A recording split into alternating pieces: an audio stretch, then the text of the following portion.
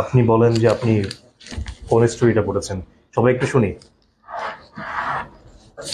সবাইকে সালাম, আসসালামু আলাইকুম।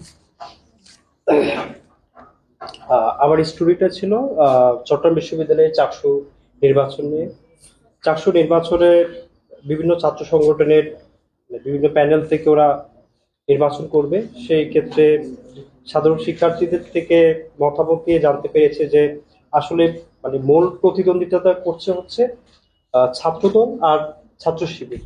অন্যান্য ছাত্র সংগঠন যেগুলো আছে, যে ছাত্র অধিকার পরিষদ, তারপরে বিভিন্ন ধরনের বাম সংগঠনগুলো, ছাত্র ইউনিয়ন, তারপর আহ, জুলাই ফর এলিয়েন্স পার্টি, ধ্রুব পর্ষদ, এরকম বিভিন্ন নামের যে সংগঠনগুলো আছে ওগুলা নামে মাত্রই ওরা নির্বাচন করছে, কিন্তু মূল প্রতিদ্বন্দ্বিতা ছাত্র শিবির এবং ছাত্র দলের মধ্যে হচ্ছে।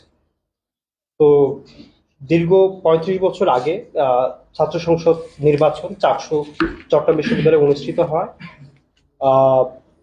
২০২৪ সালের গণ অভ্যুত্থানের পরবর্তী সময় ২০২৫ সালে তারা নির্ধারণ করেছে যে চাকসু নির্বাচন অনুষ্ঠিত আহ, আয়োজন করবে।